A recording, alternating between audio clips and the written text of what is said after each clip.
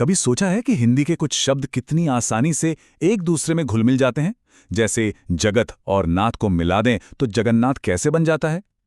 इसके पीछे कोई जादू नहीं, बल्कि एक बहुत ही शानदार सिस्टम काम करता है। आज हम इसी छुपे हुए लॉजिक की परतें खोलेंगे, व्यंजन संधि के नियमों को समझेंगे। चलिए भाषा के इस खूबसूरत इंजीनियरिंग में गोता लगाते हैं। तो आज हम क्या क्या देखने वाले हैं?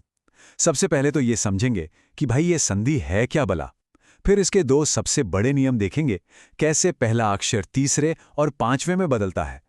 उसके बाद त और द के कुछ स्पेशल रूल्स पर नजर डालेंगे और आखिर में कुछ और जरूरी नियमों को भी समझेंगे। तो चलिए शुरू करते हैं, बिल्कुल बेसिक से। सबसे पहले ये समझना जरूरी है कि आखिर ये संधि होती क्या है और ये शब्दों के साथ करती क्या है। देखिए, सीधी सी बात है, जब दो ध्वनियां यानी साउंड्स एक दूसरे के पास आकर जुड़ती हैं और उनमें कुछ बदलाव आता है तो उसे ही संधि कहते हैं।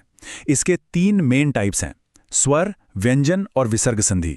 लेकिन आज हमारा पूरा का पूरा फोकस रहेगा दूसरे वाले पर, यानी व्यंजन संधि पर। तो फिर व्यंजन संधि क्या है? अरे ये पूरा का पूरा कॉन्सोनेंट्स का खेल है। जब एक व्यंजन के ठीक बाद या तो कोई दूसरा व्यंजन आ जाए या फिर कोई स्वर आ जाए तो उस पहले वाले व्यंजन में जो भी बदलाव आता है ना, बस वही है व्यंजन संधि। ये ध्वनियों के मेलजोल की कहानी है बस। यहां देखिए, असल में ये काम कैसे करता है। एक तरफ है सत प्लस गति, यहां त व्यंजन एक और व्यंजन ग से मिल रहा है। दूसरी तरफ है वाक प्लस ईश, यहां क व्यंजन एक स्वर ई से मिल रहा है। सिचुएशन अलग है पर दोनों ही व्यंजन संधि के एकदम परफेक्ट उदाहरण है। चलिए अब आते हैं इसके पहले और सबसे आम नियम पर।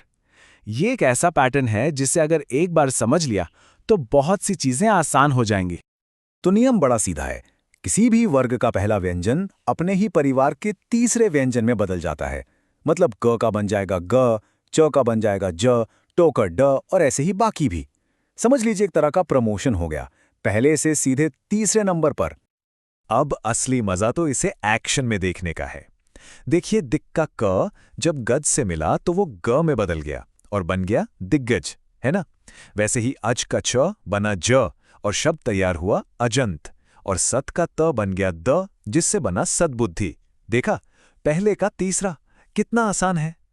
ठीक है, पहला नियम तो समझ आ गया। अब दूसरे नियम पर चलते हैं। ये भी पहले वाले जैसा ही है, बस इसमें एक छोटा सा ट्विस्ट है। और ये सारा खेल है नाक से निकलने वाली ध्वनियों का, मतलब नेजल साउंड्स का। यहां पर असली हीरो बाद में आने वाला अक्षर है।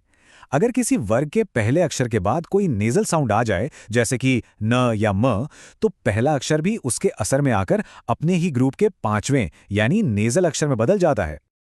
उदाहरणों से यह बात एकदम शीशे की तरह साफ हो जाएगी। वाक का क जब मय के म से मिला तो वो अपने ग्रुप के पांचवें अक्षर न में बदल गया और शब्द बना वांग्मय। और सबसे जाना पहचाना उदाहरण, जगत का त जब नाथ के न से मिला तो खुद भी न बन गया और बन गया जगन्नाथ। ये भाषा का खुद को बोलने में आसान बनाने का एक कमाल का तरीका है। अब मिलिए व्यंजन संधि के दो सबसे वर्सेटाइल किरदारों से, त और द। इनके लिए कुछ स्पेशल नियम बने हैं क्योंकि ये बहुत सारी अलग अलग ध्वनियों के साथ बड़ी दिलचस्प तरीके से रिएक्ट करते हैं। इनका एक ही सिद्धांत है, घुल मिल जाना।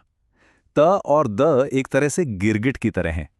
जब इनके बाद च, ज या ल जैसे व्यंजन आते हैं तो ये अपना रूप छोड़कर आगे वाले की ही कॉपी कर लेते हैं। क्यों? ताकि बोलने में जबान को आसानी हो। यहां देखिए ना, उत के त ने जब चारण के च को देखा तो वो खुद भी च बन गया और बना उच्चारण। फिर सत के त ने जब जन के ज को देखा तो ज बन गया और बना सज्जन। और उत के त ने जब लास के ल को देखा तो बिल्कुल सही, ल बन गया, उल्लास। है ना कमाल? अब ये वाला नियम तो और भी मजेदार है। यहाँ एक नहीं बल्कि दोनों अक्षर बदल जाते हैं। जब त या द का सामना श से होता है तो त तो बदलता है च में और श बदल जाता है छ में। ये एक तरह का टीम वर्क है, दोनों मिलकर एक नई साउंड बनाते हैं। उदाहरण देखिए, उत और शिष्ट मिलकर बनते हैं उच्छिष्ट। देखा, त का च हो गया और श का छ हो गया। यही जादू सत और शास्त्र के साथ होता है, जो बन जाता है सच्छास्त्र। यह है डबल ट्रांसफॉर्मेशन। और त और द का एक और स्पेशल केस, जब इनके बाद ह आता है तो यहां भी दो बदलाव होते हैं। त बदल जाता है द में और ह की आवाज बन जाती है ध की। जैसे उत और हार मिलकर बनते हैं उद्धार। यहाँ जो ध की मिलीजुली ध्वनि है ना, वो असल में द और ध का कॉम्बिनेशन है। यही चीज उत और हरण के साथ होती है, जिससे उद्धरण शब्द बनता है। सब कुछ बोलने के फ्लो को बेहतर बनाने के लिए ही होता है। चलिए, त और द की स्पेशल दुनिया से अब थोड़ा आगे बढ़ते हैं। कुछ और भी जरूरी नियम हैं जो व्यंजन संधि को और भी ज्यादा दिलचस्प बनाते हैं। यहाँ दो छोटे छोटे मगर बहुत काम के नियम हैं। पहला, अगर छ से पहले कोई छोटा स्वर हो, जैसे परी में ई है, तो बीच में एक च की गेस्ट एंट्री हो जाती है और शब्द बन जाता है परिच्छेद। दूसरा नियम म का है। जब इसके बाद य, र, ल जैसे अक्षर आते हैं तो म गायब होकर ऊपर एक बिंदी बन जाता है, जिसे अनुस्वार कहते हैं। जैसे सम प्लस योग बन गया संयोग। और हाँ, म का एक और अनोखा नियम देखिए। अगर म के बाद फिर से म ही आ जाए तो वो बिंदी नहीं बनता, बल्कि दोनों मिलकर म बन जाते हैं। जैसे सम प्लस मति से सम्मति। लेकिन अगर म के बाद क जैसा कोई और व्यंजन आए तो दो ऑप्शन होते हैं। या तो अनुस्वार लगाकर संकल्प लिख सकते हैं, या फिर क के ग्रुप का पांचवा अक्षर लगाकर संकल्प भी लिख सकते हैं। और मजे की बात यह है कि दोनों ही सही माने जाते हैं। तो ये जो सारे नियम हमने देखे, ये भाषा को मुश्किल बनाने के लिए नहीं है, बल्कि ये तो भाषा के फ्लो को बनाए रखने वाले शॉक अब्जॉर्बर्स की तरह हैं। ये पर्दे के पीछे काम करने वाला एक ऐसा खूबसूरत सिस्टम है जो हमारी बोली को ज्यादा आसान और सुनने में अच्छा बनाता है। तो अगली बार जब कोई सज्जन, उद्धार या संकल्प जैसा शब्द इस्तेमाल करे, तो एक पल के लिए सोचना कि उसके पीछे कितना शानदार लॉजिक काम कर रहा है।